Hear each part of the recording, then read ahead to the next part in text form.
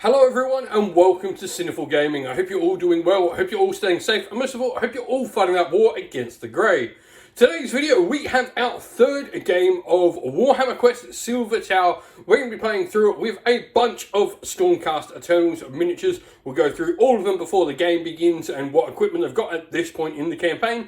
But those Stormcast Eternals in particular are a Lord Celestin, a Knight Quester, Knight Vexilor, and the Lord Relictor. So with that said, let's go check out what they have and let's get cracking on into the latest dungeon delving campaign of Warhammer Quest Silver Tower. And so here we have our heroes from the last game. So we have the Knight Quester who'll be using the red dice and red tracker. He also has the Chamon fragment of the amulet, and then we've got Fires of Battle on him from our last game. We have the Lord Celestin who's using the bone coloured dice or the dusty coloured dice. He's got the Haish fragment, and then he's got this one of his abilities, Battle Raft, but he's also still got a piece of treasure on Filter Over Luck, which he kept from last game. We then have the Knight Vexilor, who's using the blue dice and got Sorcerer's Shield. And then the Lord Relictor using the black dice to round out our champions. And so we are doing the Trial of Gairan. We are doing the Trial of the Realm of Life. We'll get the fighters set up in the Ingress Chamber. And so, at a time, the champions found themselves walking an ever-descending spiral, a tunnel whose crystal walls were carved into the likeness of twisted vines and roots. Shimmering insect crawled amongst them, raising a faint tinkling chime as they scuttled across nodding crystal blossoms. Glass petals to radiate from the rules. Soon, the green illumination suffused with everything else growing brighter and more blinding by the second. Birdsong and the drone of insects' wings filled the air, and suddenly the champions emerged somewhere else entirely, propelled headlong into their next deadly trial. So here's how we've organised the exploration deck as well. That's all done. We've done all that, so it is time to roll for some fate dice. And so these are our fate dice for the first round. Do we have any doubles? We have two sets of doubles, but nothing happens while we're in the Ingress Chamber, so we just keep the 5. That's not the greatest start, but we'll take it. Now we go with our Knight Quester, who's the first one of our champions. He's going to roll his action dice. 2 4s, 6 and a 3. Pretty nice roll for him. And so, well, his first action, I guess he's going to spend the 3. That's going to be a exploration. So we draw the top card of the exploration deck, which is a Welgig Passage. We'll place that and then roll on Encounter Table B.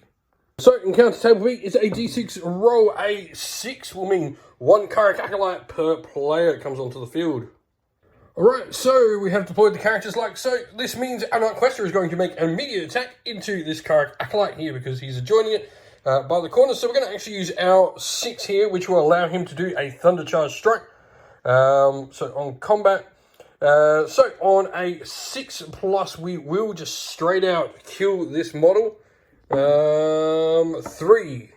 So, yep, we do hit. Sorry, it was a 6+ needed for the dice. 3+ we hit, which means we do 3 points of damage, which we'll see. We'll see 3 points of damage done to that Karak Acolyte, but because we've got the shield, they've actually got an extra point of vigor. So we are going to have to spend another one of our 4s to do a single Warblade attack this time.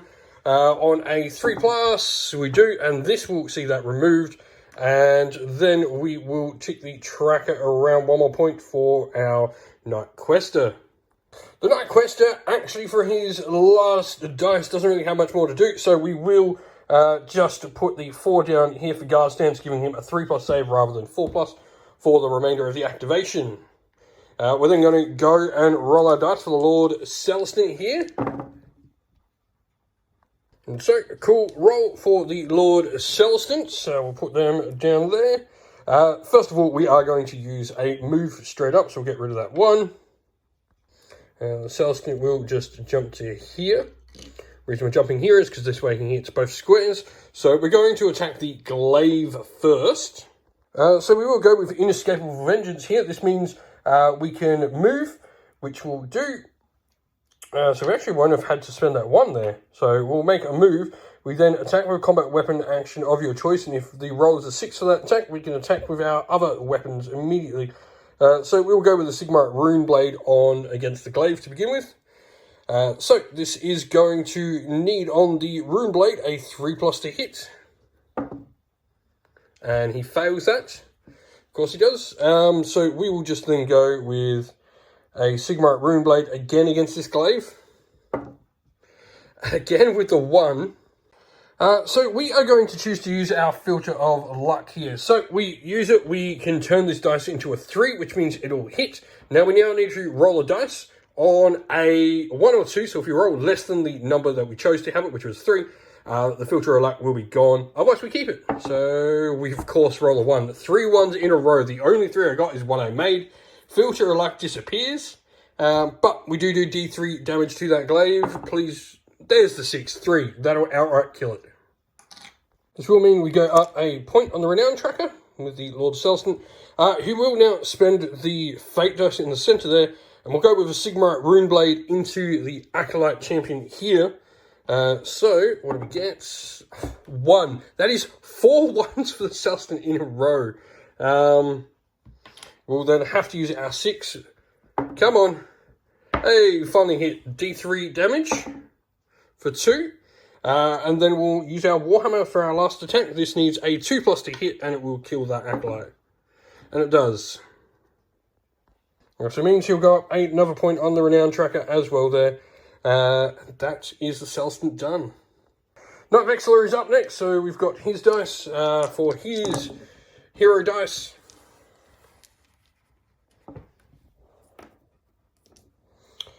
It's not too bad, considering we are just going to move him to begin with. So 3, 1, 2, 3, and we will need to do a second move to get into combat. Because we actually don't have any dice that can do his Pendant of the Stormbringer, so we will just roll for 2 attacks, both of these needing 3 pluses. So we'll do 2 points of damage, but it actually won't remove the Acolyte. So now down to the Relictor. The Relictor will go... wow. It's not too bad, the double 1s there, because he's going to 1, 2, 3 for a move. And then we will just swing the Relic Hammer on a 3+, which will, and remove that model as well. That means the Relictor, who's under there, will go up an extra 1. So with that cleared, because there's no enemies on the table now at the start of the next respite phase, we can replace our heroes. This will move along on the turn order as well, so our Selston will be kicking the turn off. And then normally you would roll to see whether any ambushes happen, but that needs to have the amount of skill cards, which is 2 for our party, and then you would also add a d6 roll. When that can only reach 8, we can't actually have any. Don't need to worry about this till we get 1 more skill on the table, which isn't too far away, to be honest. And so we begin this round by rolling our fate dice up. We have a double 6, which will disappear, and then 1, 5, and 4, which will go into our fate dice. And so double 6 means unexpected event. So what have we got happening? 23, we'll have a look at that. And so, 23. We roll the dice and put it on top of the exploration deck. That is the closest to the Rune Marks player's hero. While this dice is on the exploration deck, the top card cannot be turned over. However, heroes can attack the exit with weapon actions. For each win they cause, reduce the score of the die by 1 or remove it if it is already showing a score of 1. It was then the crystalline flesh of the Silver Tower did turn itself against the champions. Like ice spreading swift upon the skin of a lake, thick blue crystals grew across the exit nearby. None would pass this way now unless by shattering force. And so we'll roll a d6 and we'll place it over there. 6, of course. So we can't go anywhere on there without beating this 6 down. So we're going to go into our turn. Alrighty, so the Lord Selston is going to go. These are his action dice, so we are going to need to inflict some damage upon that wall. So we have a Sigmarite Runeblade. We'll start with that. So this will be a 3+. Can he actually roll anything but a 1? He does! D3 for 2. So that'll reduce it to 4. We'll go again with another Sigmarite Runeblade. 3+. D3 for 3. It's dropped down to 1. He's smashing his way through. And then we'll actually just go the Warhammer here for on a 2+. He misses with the Warhammer. So he's going to have to use his last dice here which will be on a 2+. We're just using the Warhammer to get rid of that last point of damage. He does. So that means he's then just going to spend a 1, which will be his only fake dice action. Well, he could use that if he wants.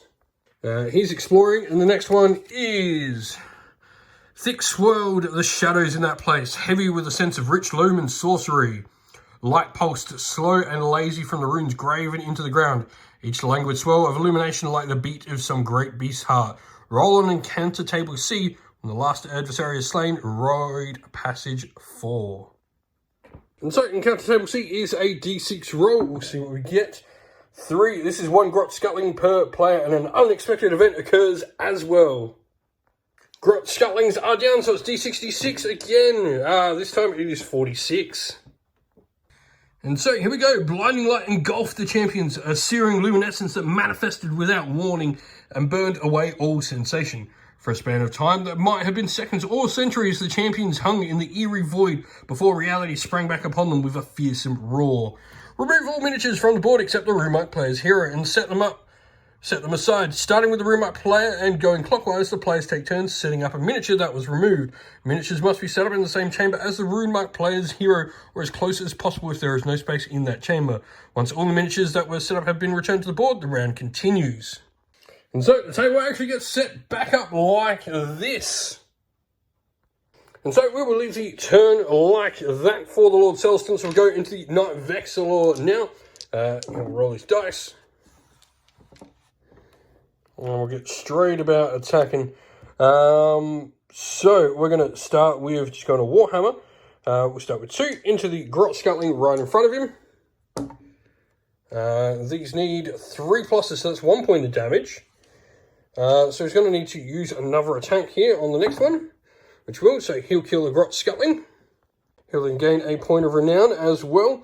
We'll use the lower one of these two, which would lock that again. So 3+, gets it, and if he can get a 3+ here, he'll kill the other grot scuttling, which he does. So he'll kill 2 grot scuttlings. And of course, go up another point of renown. Relictor is up next, so the Relictor will roll his dice. So double 2, double 4 actually. So his Relic Hammer does require a 1+, so these are, we're going to have to move first of all. So we will move with one of our 2s. Move the Relictor here so we can target both grot scuttlings.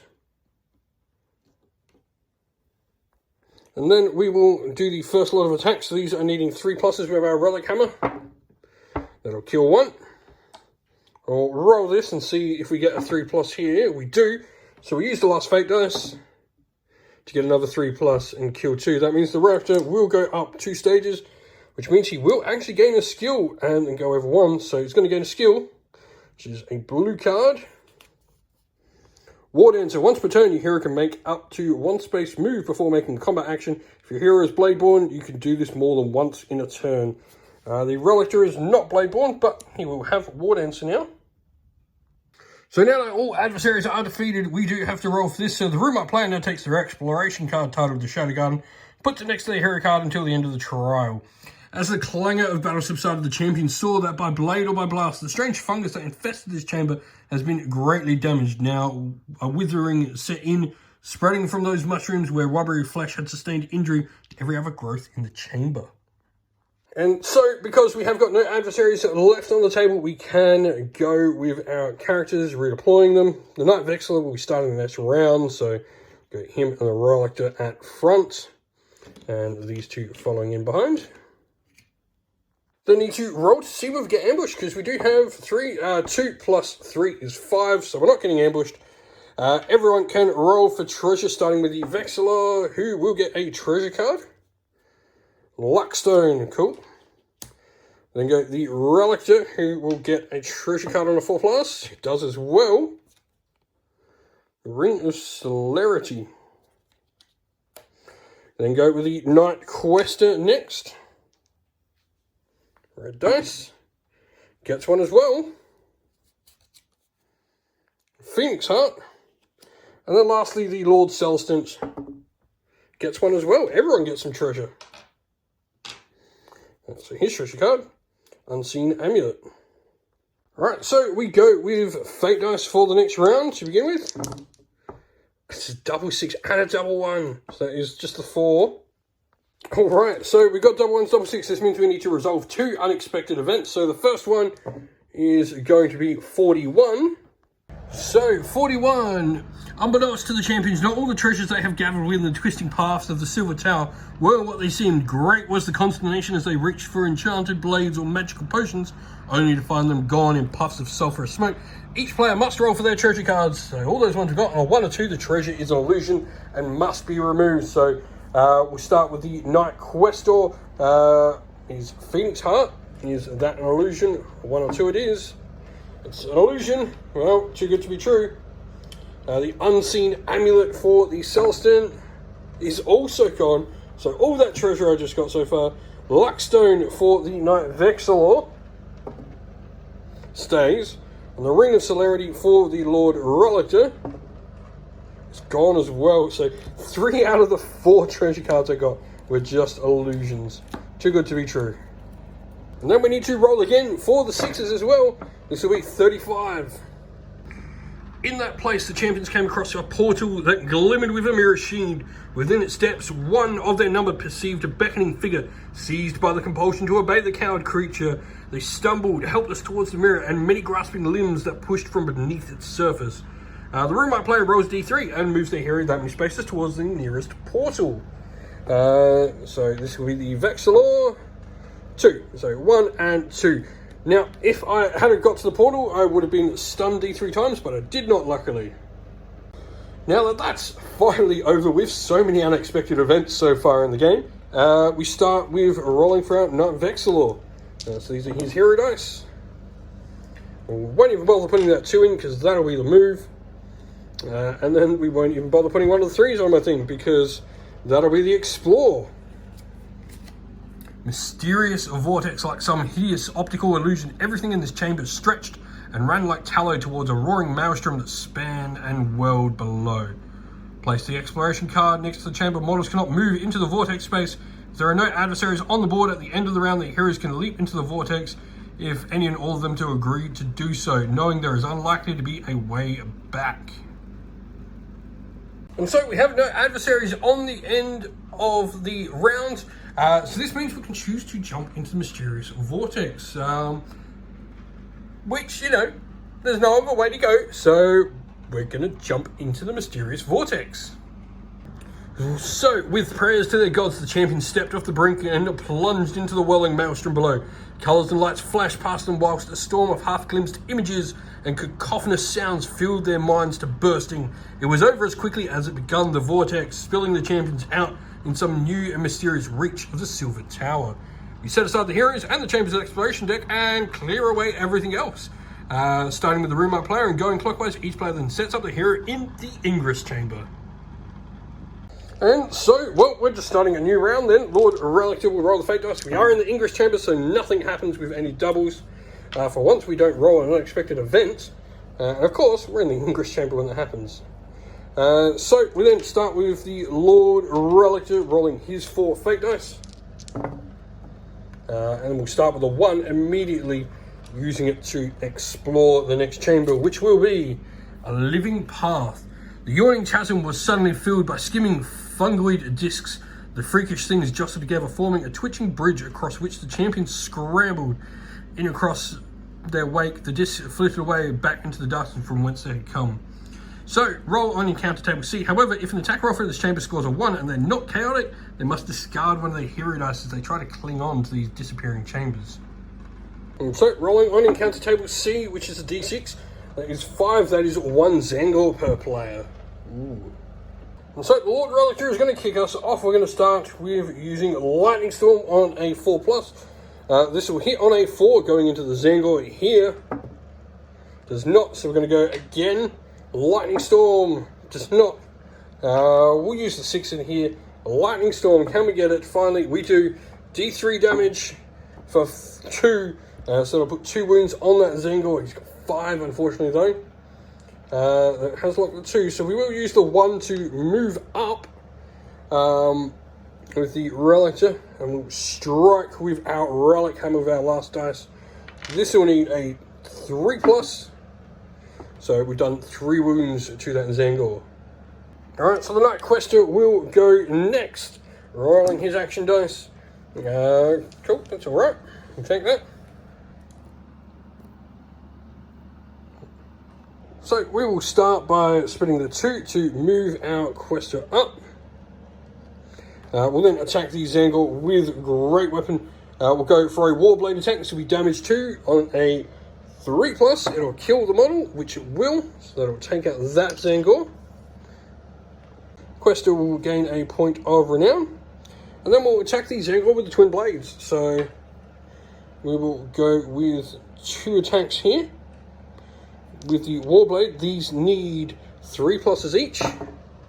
They both do, so that means we've done 4 out of the 5. So we are going to spend the last one here for a Warblade on a 3+. We do kill that Zangor as well. And so we'll gain another point of renown. Alright, Lord Celestin is up next. Battle Wrath is really cool. So potentially have something useful here. 2, 3, and double 5s, I think. What is it? Yep, 2, 3, and double 5s. We'll move, first of all, with him then. Have to spend a second dice to get the extra point of move we need. We'll go into the one with the 2 hand weapons then. So we're just going to have to throw both attacks with Sigmarite Rune Blades. These hit on 3s. 1 hit, so it'll be D3 damage for 3. And then lastly, we have our Knight Vexor moving up. Cool. Oh, yes, we got some Pennant of the Stormbringer, which is going to be really useful. No Ride the Tempest, though. So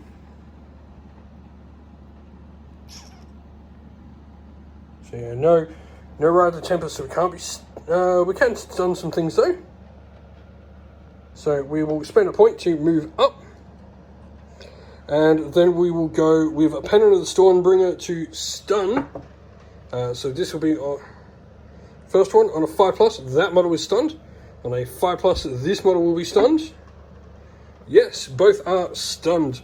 So which means we actually will spend a point to move him up, I guess. Yeah, we'll move him up. And that'll be that. End of the round. Both these Zangors would roll, but they're both stunned now thanks to the Pennant of the Stormbringer, so we'll go into our next round. And so we need to go with our Fate Dice again.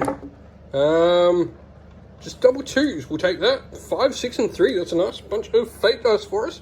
Double 2s, this means Pug will actually set up because the Knight Vexor does actually have 2 treasure cards. So this is Pug here. It's going to set up as close as possible to the rune marked player, which is the Knight Questor now, which will be right there. Can't use any treasure cards while in the chamber now.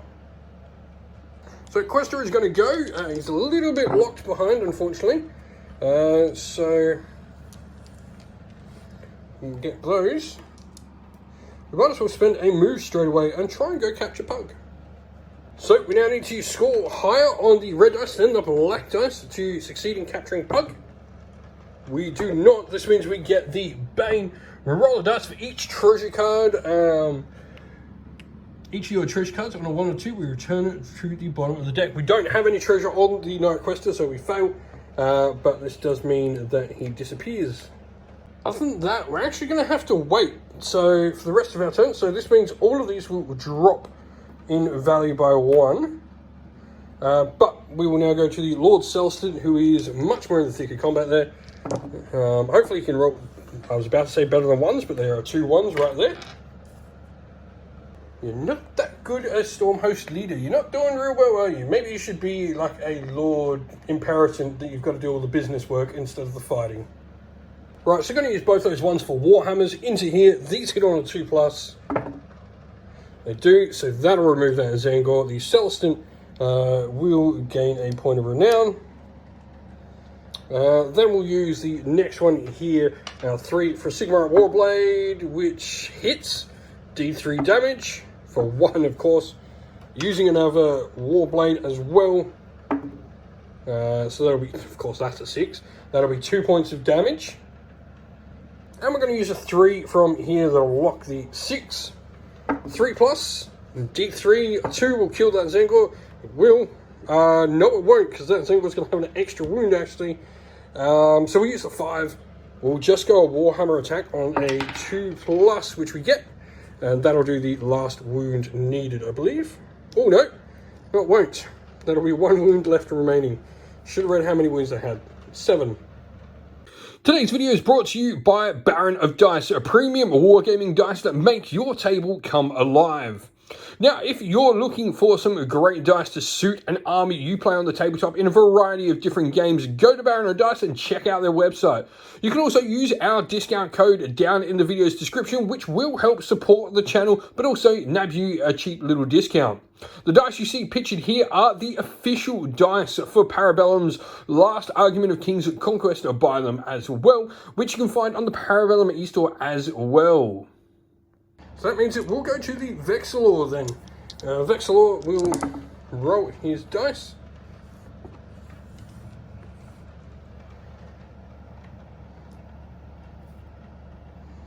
Now we will have to pass a agility check, because in order to get there we're going to have to roll to get through. So remove, agility is 5+, so we don't with that.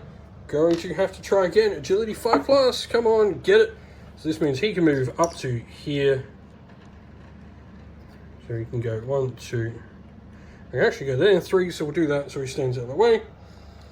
He just needs to do a point of damage. So Warhammer on a 3+. Sees the last Zanglot taken down.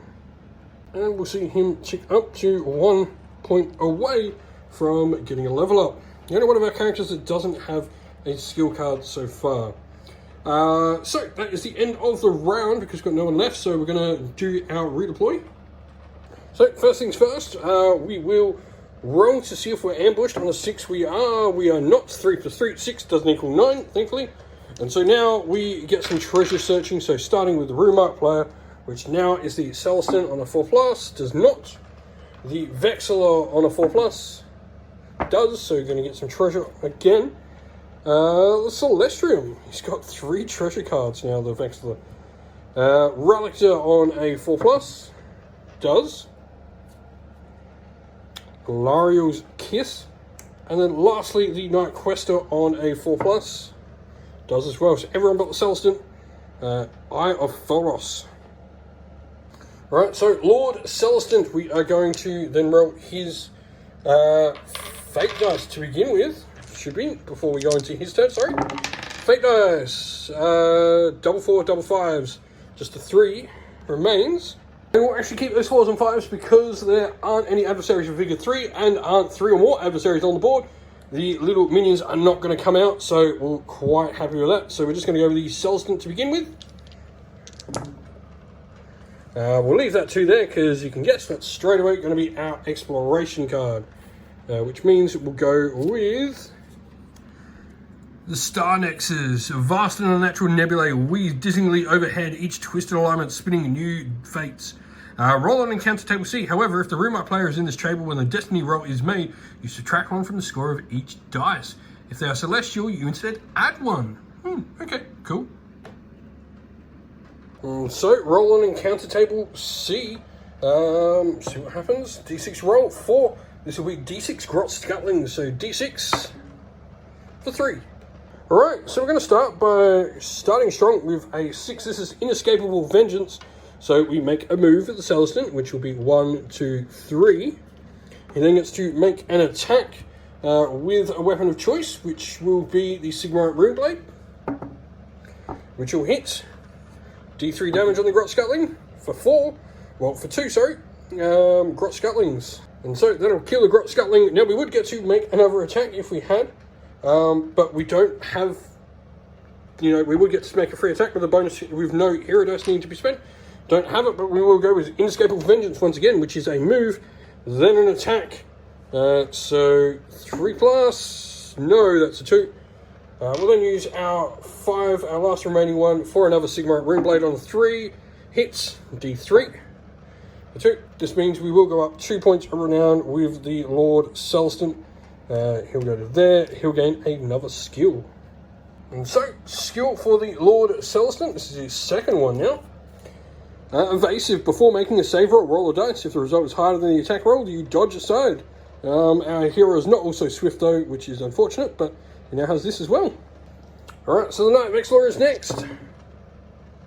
Unfortunately, we didn't get a 5+, so we are just going to have to move normally. Spend that 2 and 3, so we got 6 points. 1, 2, 3, 1, 2.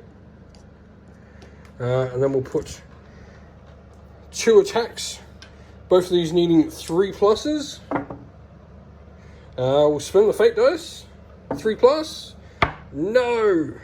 And so, because it can't actually draw a line of sight, we are just going to, for their actions, they're literally just going to move up here. So one's going to go there, one's going to go there. And the Grot Sculling will actually get to roll an attack. The first adversary that's got to roll. So on D6, see what they do.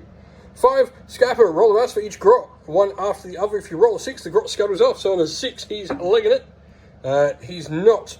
We add 1 to the result. Each time a Grot flees, we add 1 to the result, which isn't an issue. But Mass Panic isn't far off. Then each Grot on the board attacks with the nearest hero with whatever weapons in range. So he's going to attack with his Stabber into the Vexillor who failed to kill him. This is what you get. 5+. Nothing. So we'll go on to our next turn. So thankfully it is the Vexillor's turn. We'll go there. We are going to spend our Luckstone here. Discard this card after the Destiny dice have been rolled to reroll any of them. Because we just want to get out of this chamber. Now we're not going to reroll the 3s, even though this will set up a blot there that will stop us using our skills. Just rerolling these 6s. 6 and a 4. Cool, we're happy with that. That'll stay. Blot will get set up though, because we do have a character with 2 or more skills. And so we are going to roll our dice for the Vexillor now. And that 1 will straight away be a Warhammer attack. 3+. And we kill that Grot. And the Vexillor will gain a skill that he won't be able to use until we get rid of Blot. Honed Mind. We'll then move next with a 1 onto Blot there. So we need to roll higher on the blue dice than the bone dice here. We do not. That means Blot curses us. So Bane, pick one of your skill cards at random, turn it face down until your next respite. It's not going to matter because we straight away are going to get a respite anyway. Alrighty, so after that we've got our respite so we can rearrange everyone. Alrighty, so we're going to go this way. This way we get all our heroes in. So top of the turn, a brand new turn now. We are going to go and roll with the Relictor. Sorry, before that, we are going to see if we get ambushed. 3 plus 4 now. No, plus 5 is 8. 1 more. If we got a 4+, we actually would start getting ambushed. So we don't. So now we roll to see if we get treasure with everyone, first of all. So we start with the Runemark player, which is now the Relictor. Nope. The Knight Questor. Nope. The Celestin. No. And the Vexillor. A treasure-hungry character. No. And so, rolling our fate dice. No, we actually get to keep every... 1, 2, 3, 4, 5. We have an entire pool of fate dice. None disappeared. That's awesome. So, we're going to roll for the Relictor to begin with. 1, won't bother putting that on our card, because that's going to be the exploration. And so, what have we got here? Beyond the glass. Moments passed before the champions realised what unsettled them so about this place. Within a great mirror, their reflections moved, but all was subtly wrong. The movements unnatural and out of sync with those they ate. Roll an encounter table B. However, if your hero is in this chamber when you make your action roll, discard any hero dice that score a 1. So, encounter table B, 1 Karak Acolyte per player. Alright, so we're just going to start with a Lightning Storm then at the Karak Acolyte with the glaive in front of the Relictor. 2+ will not hit, needs a 4+, so we'll go again. Get it, D3 damage for 3, that'll outright kill him. And then we'll target the one behind him as well with another Lightning Storm. 1 misses. That will, for the Relictor, give us a Renown. Some Black Lightning's under there. Night Quester will be up next. So that first one is just going to be a move. Whoop. When we can get them working. Then we'll just go with 2 Warblades. Need both of these to succeed, which they do. That kills him. And Quester with his red will move up again.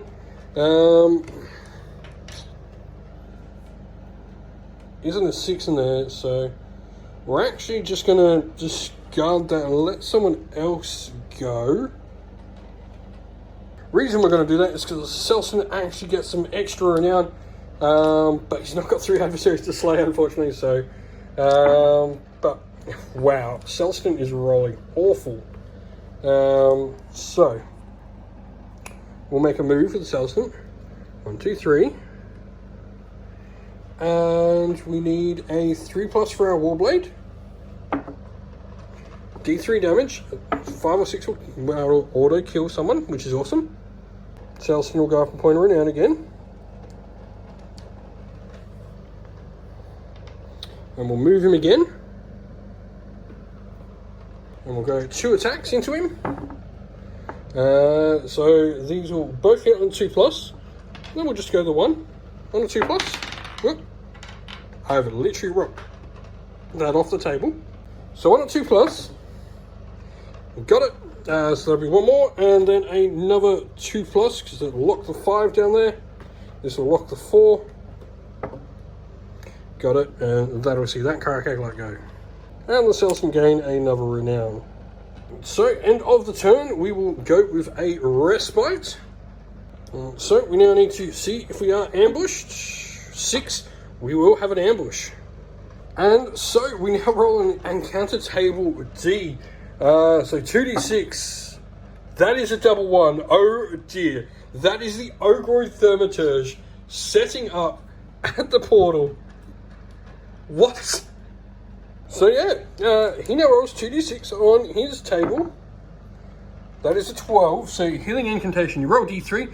Each adversary on the board, including the Thaumaturge, heals that many wounds. Then, if there are no adjacent models, the Thaumaturge attacks the nearest one with Consecrating Flame. Otherwise, he attacks each adjacent hero, which is both the Vexillor and the Relictor, with his cloven hooves.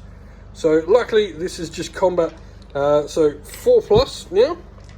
He'll hit the Relictor. It does. The Relictor has an armor save of 4+. Saves it luckily, because these are 2 points of damage each. And then he'll attack the Vexillor, which he misses, thankfully. Alright, we've got to kill this dude. So, fake dice. Oh, thank you.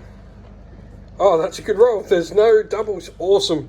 We're going to need them to get rid of this Thaumaturge. Quester is the rune-marked player now, so the Quester will go. There's 4, 4, 5, 6. That is an awesome roll for the Quester. So he's going to make a move. We're going to use the 1. Ooh, no, we're not. We're going to use a 4 here to move. And then we are going to use the 6 in here, which will lock the 5. But this is for Thundercharge Strike on a 3+. A 1. You know what? We need the rest of our attacks to go through, so we're going to use the Eye of Forest. We discard this, and we're adding 1 to any attack rolls for the rest of the turn. So we now are Thundercharge Strike with our 6 on a 2+. He does. That's 3 wounds. And then we'll go with our next 2 attacks. These now on 2+ as well. 2 wounds each. 1 of them, so that's 5 done. We'll go with 2 more attacks, which will lock. So if we can get both these through, we do the first lot of damage needed to him. So they both go through. So 9 wounds done to him from the Quester. However, there is something cool about this guy. It's Brutal Rage. Once the Thaumaturge has suffered 9 wounds, it's not slain, but he comes enraged instead. He now rolls 1 die, so if I don't kill him with any of my other characters, I'm in trouble. Not gonna lie, fake dice were hugely important in getting those 9 wounds off him. The Selson will go next then. That is 1, 5, 2, and 4. Right, going to do our first 2 dice. The First two dice here will be using our Sigma Rune Blade on 3 pluses. Both go through. These are D3 damage each. For 4, we'll then use Sigma Rune Blade from here, locking that. Hits for D3. For another 3, that's 7. If we can land both of these on 2 pluses, we will take out the Thaumaturge. And we do with the... Oh, he should have moved there, by the way. Oh, no, that means he wouldn't have been able to. I didn't get rid of the move. So, Thaumaturge is still on 1 wound left. Which means it's up to the Knight Vexillor. So, he will move. Well, he doesn't need to move, so he's just going to attack. Knight Vexillor, we're going to just... So we're going to hit with our Warhammer with the Knight Vexillor. Miss is going to have to go again. Misses again. We'll use the fake dice this time. Misses. Misses. Last one for him. Finally lands it and gets the killing blow on the Thaumaturge, which actually means he does get D3 renown for this, because it's a mighty adversary, and of course he only gets 1. Relictor will be our last activation. We're not going to try and be smart and let ourselves get ambushed again, so that's a good roll from the Relictor. We are going to move and explore. Oh, it is the boss chamber. It is the Spore Cave. Cool. We read passage 27. At the time, the champions came upon a strange cave, lit from within by grotesque fungi that gave out a flickering emerald glare. Bestial shadows twisted and capered around the grotto's walls, dark silhouettes of the vile monsters that stamped and chanted at the cavern's heart. As the champions entered the glowing cave, the toadstools gave a horrid shudder and began to utter muffled screams, spewing out clouds of drifting spores that soon filled the air with foulness. So on, the beast cult that shrieked and coveted within the cavern took up their blades, while their towering leader clutched the ensorcelled amulet fragment that hung around his neck. The beast's screeches of devotion became sounds of anger as they prepared to strike these interlopers down and feast upon their flesh. Put the fragment of ground next to the board and set up 2 fungus markers as shown on the exploration card. If one of your heroes has an exploration card titled the Shadow Garden, the strange toadstools are already shriveling. Roll D3 for each fungus marker. Put that many wound counters on it. Set up the Ogre of Thaumaturge in the center of the chamber. Then set up 2 Zangors, +1 for each hero, as close as possible. I just killed him. Alright, so the table is set up now. We have gone through the Shadow Garden, so we do get to roll a D3 for each one of these fungus markers. So the top one, 3 and 3, cool. We'll gladly put 3 wounds on each of them. Alright, so the Relictor still has 2 dice left after all of that. So these are our last 2 attacks, so we're going to make them count. So we're going to roll a Lightning Storm straight into that Zangor at the front there. Misses. And we've got 1 more. Can we get a full plus? We do. D3 wounds for 3. Alright, so time to roll on the behavior table. So we'll go for the Zangor first. 1 Blood Feast. Each Zangor moves towards the nearest wounded hero in reach, or towards the nearest hero if it can't reach any or they are non-wounded. Then each Zangor attacks with its Savage Blade if they're in range. So first Zangor moves up. It needs to roll 5 up for its agility. It does not, so it stops there. The next one then comes up. 1, 2, 3. We'll stop. Next Zangor will go 1, 2, 3, and it can't jump over, so it'll just go up there, and it'll just pile in there. Alright, so the first Zangor here is going to attack into the Relictor. So it has 2 attacks with its Savage Blade. These will be then needing to hit on 3, so how damage 2 each. So 1 hits. We'll need a 4+ save. We fail, we take 2 damage on the Relictor. And then rolling it for the other one, same thing, 3s. Misses, we need a 4+ save or the Relictor is going down. We fail, he takes his 2 wounds and he goes down. Relictor has now suffered all these wounds. He's not removed just yet. He needs to suffer another wound to be grievously wounded. But it is now the Thaumaturge who will roll 2d6 for their attack. 6, Arcane Assault. If the Thaumaturge cannot see any heroes, treat this result as a 1 or 2. They can see the Vexillor right in front of them. If the Thaumaturge is not adjacent to any heroes, he attacks each one. They can see it with Curse Critting Flames. So Thaumaturge will attack the Vexillor. So D3 attacks with Curse Critting Flames. 1 needs a 4+. Does not wound, luckily. So it'll be a fate roll for the heroes then.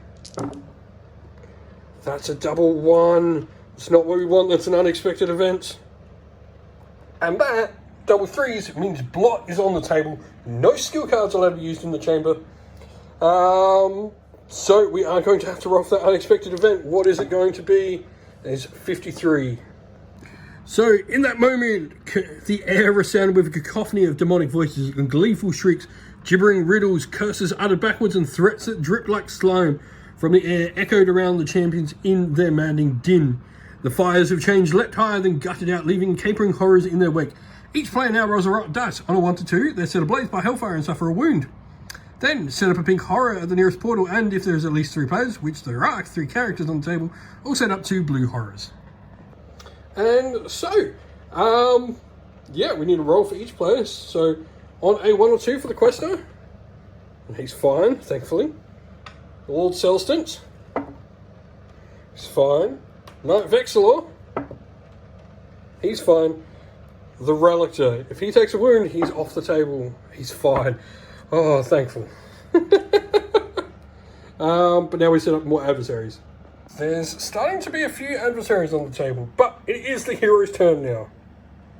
And so we now roll for the Quester. He did not roll well, but so we're going to attack the blue horror behind us to begin with.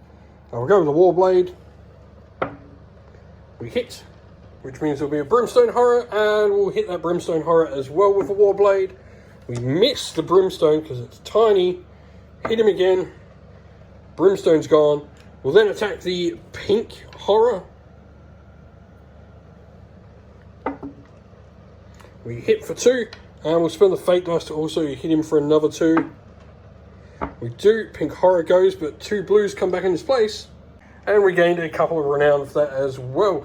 Onto the Celestants next. 3, 3, 2, 5. Right, we'll start with Sigmar Warblade into the blue horror there. Hits, D3, just need, that'll do it. That'll remove him and put the Brimstone. And we'll attack that Brimstone with our next dice. Brimstone's RNE Vigor 1, so just using a base weapon. Hits and kills, but he will gain 1 point for killing the blue, but not for the Brim, because you don't get renown for killing them.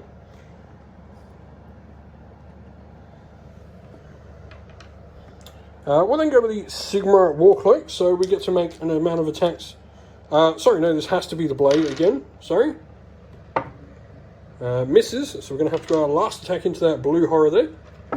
Couldn't use a range because we actually are in combat. Hits for 1. Alright, so the Vexillor is going next. He is 4, 5, and 3, 3.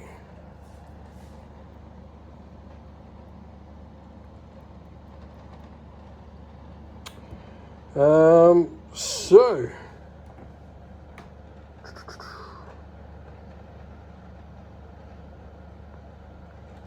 well, he's going to start by attacking that blue horror that's on a wound and killing it, putting the Brimstone on the table. And we'll then attack the Brimstone to try and remove him. We do, so the Brimstone goes away. He'll gain a renown for killing the blue. Once again, not for the Brim. Spend a point to move, and we'll put our last attack into the Vexillor there. 1 attack into this one, and a 3+, we'll see it do another point of damage. So, there's the Relictor's round. Now, normally he wouldn't be able to do anything, but we have Alariel's Kiss. You can drink this potion before you make your action roll. Roll a dice for each wound marker on your card. On a 2 to 3, we'll replace it with a stun marker. However, on a 4, 5, or 6, we remove it entirely. So, we're going to roll 4 dice. So 3 get removed entirely, and 1 is replaced with a stun. So this means we will get to roll 3 action dice. 1, 2, and 6. We'll then hit with our relic hammer into the Zangor, which hits and kills the Zangor. Means the Relictor will now go up a renown as well. Today's battle report is also brought to you by Mithras Games. Fantastic tabletop wargaming mats out of New Zealand. Now, Mithras Games has a variety of different mats. We've got the fantastic Desert Red, the nice Tundra Green, and the frosty Ice Blue here as well. All of these mats are a really nice high quality, generally very similar to how you would get your mouse pads for your mats. But fantastic high quality mats. We love them. Mithras Games are a fantastic supporter of the channel. You can pop on over to their website, especially if you're local to Australia or New Zealand. They're a fantastic company to help support. And then we'll put 2 attacks into the next Great Blade for a wound on that one. And so we now roll for our adversaries. So we'll start with the Horrors of Zeech. What are they doing? A 4 there will mean blazing well when each horror in the group moves so there are as many heroes in the chamber with it as possible. So it's as good as it's going to get. And then they're going to attack with Pink Fire. So Pink Fire will be hitting on a 4+ to every hero. So what we're going to do is we're going to take the hero's coloured dice here. Each one of these associated with the heroes: red for the Quester, the bone colour for the Celestin, blue for the Vexilla, and black for the Relictor. 4 pluses, just the Celestin will take a wound. But he has a 4+ save, so we'll see if he passes. He does not. So that actually would have been for the evasive card, where we would have got to roll a dice with dodge, but it still would fail. So which means now we roll the save roll, and we pass that though. So he doesn't actually take any damage. So now we see what the Zangor are going to do on their card. 1, generally lower is not great. Blood Feast, so this is everyone moving and going to attack. And so Savage Great Blade into our Vexillor, needing, I believe he's needing 4s, which means they both hit. He needs 3, so they both hit. Vexillor has an armor save of 4+.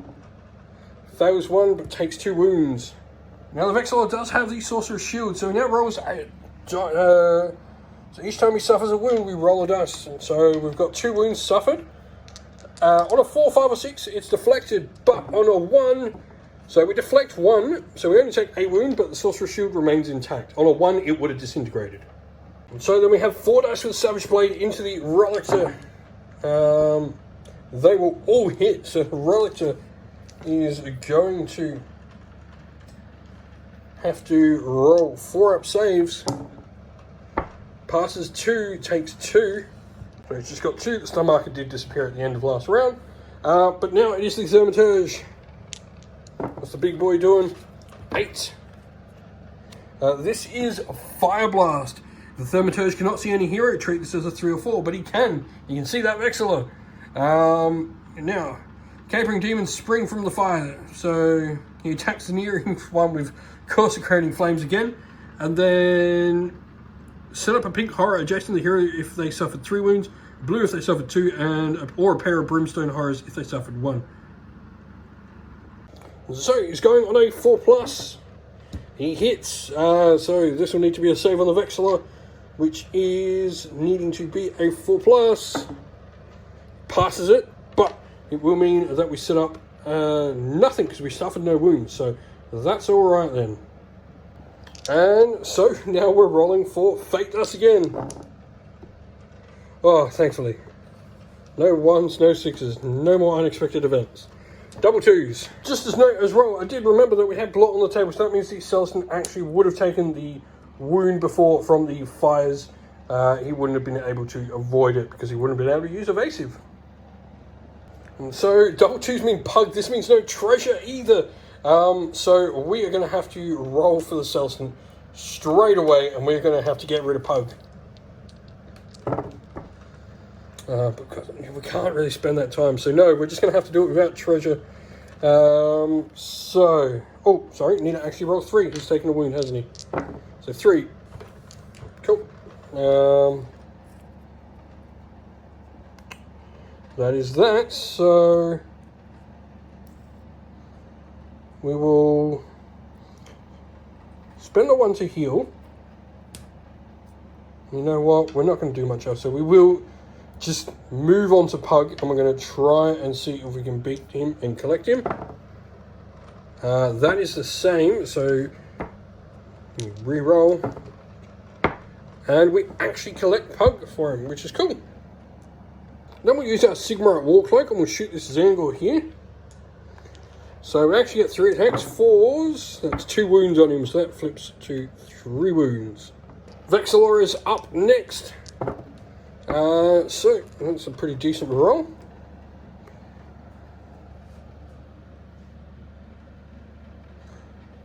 So we are going to use Ride the Tempest.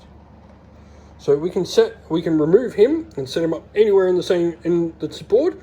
We set him up in combat with the Ogroid. We'll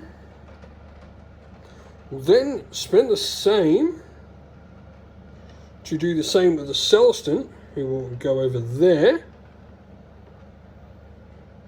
I'll actually put Celestin back there. We'll then put 1 hit into that Zangor in front of us with the Great Axe. Do a wound, and then we'll spend the 1 here for another 3+ combat attack. We'll have to spend the 3 as well to hopefully try and kill a Zangor. We do, so that Zangor goes down. So we gain a renown with the Vexillor. Relictor's turn. It's a good roll. Oops. Should have been 3 dice, sorry. No, it should have been 2 dice for the Relictor. Whoops, we'll roll that again. It's not as good. Oh well, is what it is.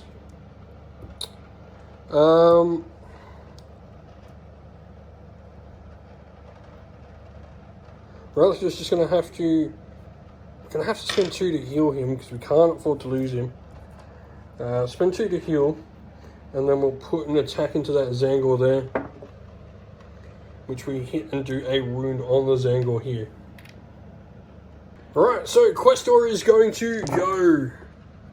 That is a decent roll there. So we're going to go 3 attacks into that Thaumaturge, all with our Warblade, so these are 3 pluses. So that's 4 wounds. We will then put our shield up, so we'll go with the 5 on guard stance, giving us a 3-up save. But that Thaumaturge is in the same chamber as these fungus, so they potentially can heal him. So they heal 2 of the wounds we've done. So that means he only actually takes 2. So that means it's time for the adversaries again. So we're going to start with that 1 blue horror who's on the table. A 2 on his exotic adversary. Box of Azure Flame. Each horror in the group attacks the nearest hero with blue flyer or flickering blade. So it can see the Relictor, so we're going to go with blue fire. On a 4+, it'll hit. Does not. Zangors will then roll on their adversary table. 4 bestial charge. Each one will move towards the hero and they'll attack with a savage blade if in range. And so 4 attacks into the Vexillor. Get 2, so the Vexillor has 2 saves to make. Fails both on. Then we've got our Sorcerer's Shield. We pass 1, fail 1, so we take another wound on the Vexillor, but his Sorcerer's Shield is still intact. Then 4 attacks now into the Relictor. That'll be 2. 2 saves on the Relictor, 4 pluses. Pass 1, fail 1. And then lastly, the Ogroid Thaumaturge is going to go. It's a 5, so this is Bestial Fury. He moves towards the nearest hero, then attacks with his Brutal Fist. Then roll a dice. On a 1, 2, or 3, set up that many Zangor on the portal closest to the Thaumaturge. They act this phase unless Zangor have already acted. So they have already acted, but there could be more Zangor coming. Oh dear. So his Brutal Fist into the Questor. These hit on a 2+. They both hit. The Questor will now have 3+ saves to make. Pass 1, fails 1. This is D3 damage onto him for 3. Ouch. Now we're now rolling the dice. On a 2, that many Zangors get set up at the nearest portal. Oh dear. I just killed those Angor. They're back. Alright, so Knight Vexillor is now the room-marked player, so Fate dice to begin with. Double threes. We already have him on the table, so that's fine. So here's 1, 6, and 4. And so the Vexillor is only rolling 2 dice now. It's a 3 and 4.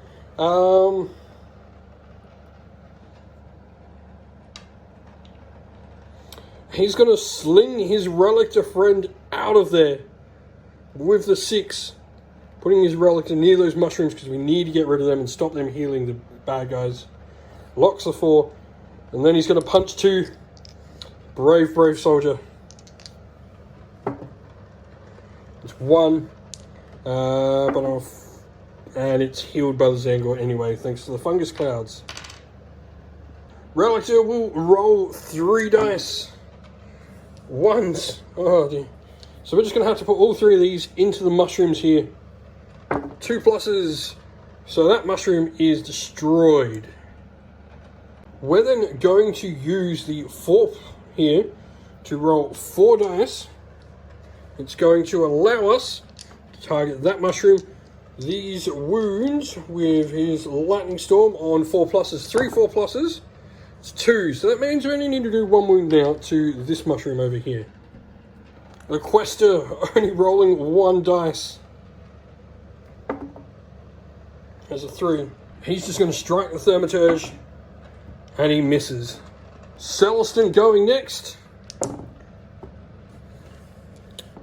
Rightio. Now, he's going to use this 1 here to strike the mushrooms there, which he does. That removes the other mushrooms from the table. And then we're just going to fling so many hammer cloaks at that Thaumaturge, it's not funny. So we're just swinging everything with our hammer cloak. We're using all our attacks, so 13 dice. Each 4 up is a wound on that Thaumaturge. 1, 2, 3, 4, 5, 6 wounds. He's now taken 8 wounds, but it is now the adversary's phase. Alright, so we're going to see what the horror does first. 1. Bolts of Azure Flame. He's just going to try with Blue Fire and hit the... He does. So this needs to be a save on the Vexillor with a 4 plus. Fails, so now 2. 4, 5s, and 6s needed. Saves both of them, luckily. See what the Zangor do. There's a 4, so this is... Each Zangor moves towards the nearest target. Then they each attack with their Savage Blades. So we're going to roll an agility check for this Zangor here, because a 3 plus will not succeed. And then this Zangor will try as well. Will not, luckily. But we do have 4 attacks coming with Savage Great Blades. They hit on 3s. So this means 3 saves out of 4 up with the Vexillor. He fails. So this is 4. Sorcerer's Shield. It doesn't actually break on him, but he does take 3, which means he takes 2, and he's grievously wounded, and he's taken off. Sacrificed himself to get his friends up the table. But now we have the Ogre Thaumaturge, who is going to activate with an 8. This is the Arcane Assault. So he's going to attack with his cloven hooves into the Questor. He misses, thankfully. So a new round begins. Relictor, what do we get? Oh no, that is 666. That is another unexpected event. This could be bad.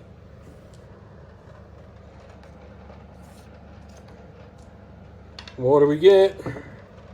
12. 12. From nowhere it came, a little more than a blur of black cloth and poison blades. The Skaven leapt and rolled, darted and dodged, and the champions just might as well have swung their weapons at smoke. The Death Runner's mad red eyes fixed upon a victim, and it lunged in for the killing strike. Set up the Death Runner at a portal and is closest to the room-marked player.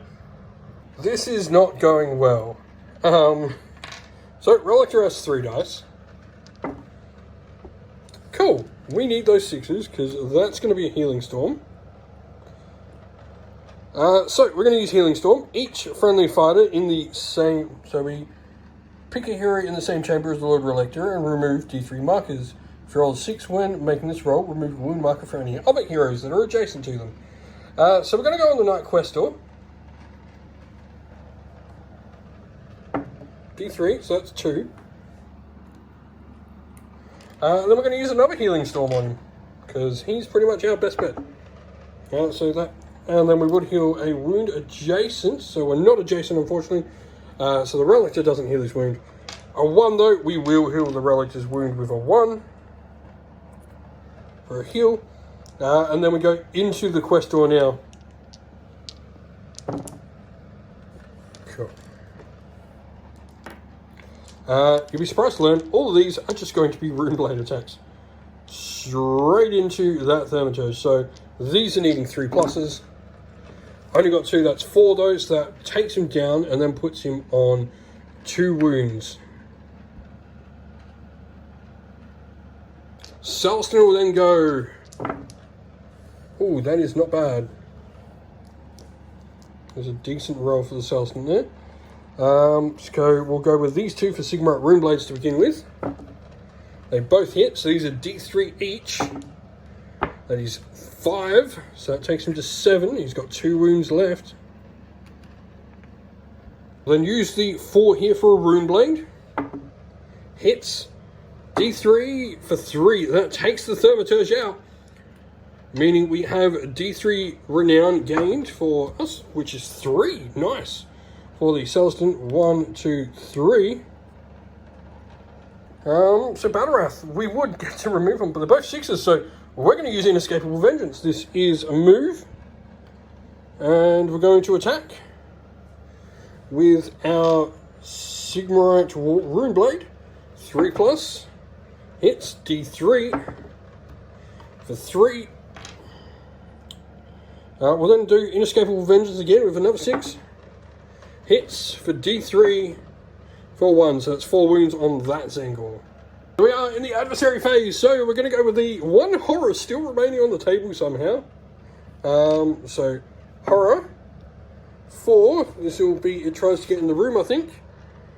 Blazing Whirlwind, yep, we'll try and get into a room, so what is a horror's move? 4, so 1, 2, 3, 4, it won't get into anyone. This round, we'll then roll a dice for the Zangor. What are they going to do? 3, this is they're just going to move, so he's already in. And go there.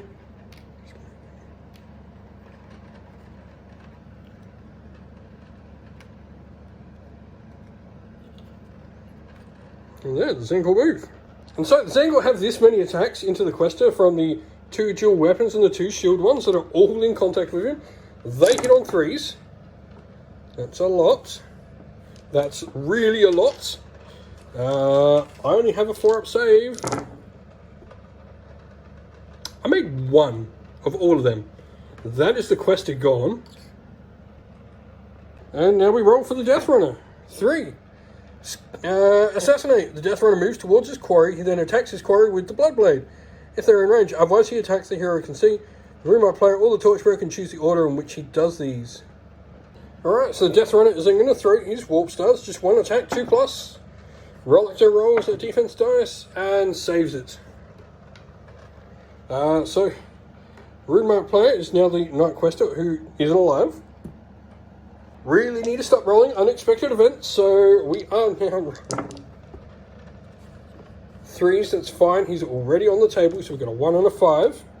Questor does nothing. Celestin gets to go next. So that is what he's got. Realizing I made a big boo-boo, this should have been the Celestin dead, not the Questor. Doesn't matter. Yeah, they would have been in the same spot. So there is no Celestin on the table now. Sorry about that. Completely stuffed that up. So we will put those dice, the 4, 3, 5, and 1 that I rolled here onto the Questor, which is the correct character that should have been slain. Yeah, because I did Inescapable Vengeance. It should have been the Celestin up here, not the Questor. I picked the wrong Stormcast model up. They all look the same. But no harm done now. Questor is still alive then, so we have maybe a fighting chance. So he's going to move up. I'm going to go the attacks into this one. and go trying to... That one's got 7, so what is he, 4? We'll go Warble as misses. Of course it does. We're going to go 2 more Warblades then. Gets 1 through, and so we're going to have to use our last dice. Fail. Use one of these, I guess, then. Warblade goes through, kills 1. Don't think that's going to be enough to save my butt. Relictor is going to go then. Now he gets a Healing Storm when we have 0 wounds on any characters. Couldn't have got that last turn.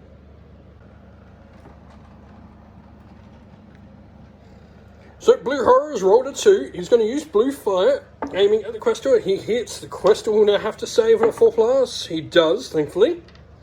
Zangor.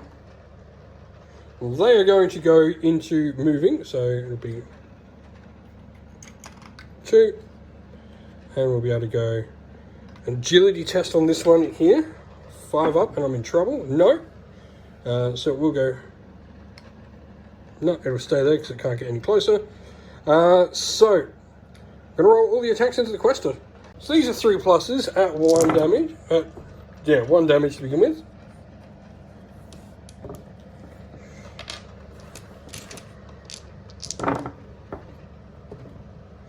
Oh, okay, the Questor passed all of them. He also just rolled a save roll. So 3 6s, so he actually is going to gain 3 renown for that. Which will gain him a skill. We're going to get a skill as we die. Life Bane. But then we have the Great Blade as well. 2 attacks. Both miss. And what is the Death Runner doing? 3. Assassinate. He moves towards his quarry, which is the Relictor. So he's going to attack his quarry with the Bloodblade. Hits. Relictor save. Passes, thankfully. That is a d6 damage if it goes through. And so we are rolling for another round. That's another unexpected event. Oh no. Let me just... What do we get for unexpected event? 25. So luckily we're just going to roll a dice and put it on the Rune of Zinch. So 6. If our Lord Celestin rolls any 6s on action dice, he doesn't get to keep them. That, which is fine because he's the Rumo. So, we go straight to the Relictor then.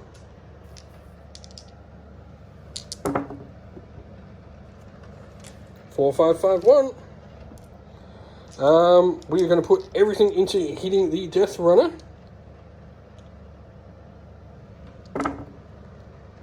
Which will on 3, so 3 wounds on the Death Runner. He has 13. Questor is going to attack the Great Blade that's in combat with him.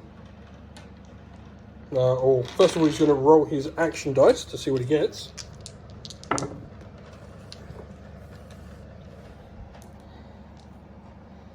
So we'll put 2 Warblades in to begin with, into that Great Blade.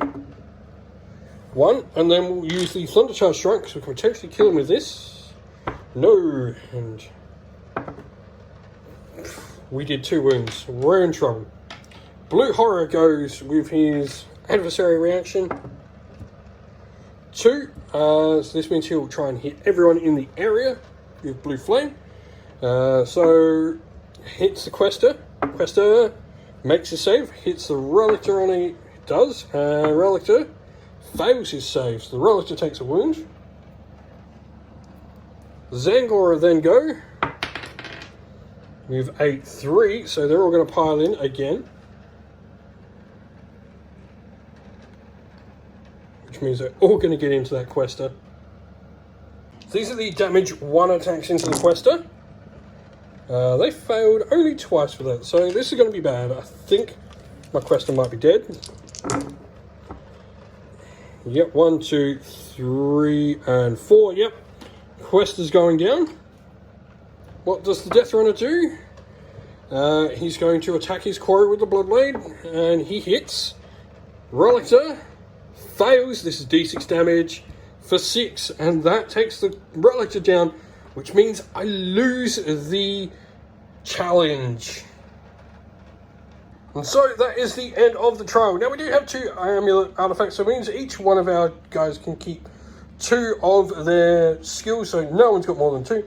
However, we do need to roll for both of these on the Vexler, who's our only one with treasure. So Sorcerer's Shield disappears, Celestrium disappears as well, as you would expect when we lose the chamber. Everyone has lost everything, and this is what our tracker looks like. Defeat for the Stormcast finally. And so that is the end of the video. We hope you all enjoyed it. If you did, please don't forget to leave a like and subscribe to the channel, and also drop a comment down below letting us know what you enjoyed about the video. If you'd like to come chat more with me and the fantastic little community we have here at Sinful Gaming, we have a Discord server that's linked down in the video's description for you all to come join and hang out and hobby with us all.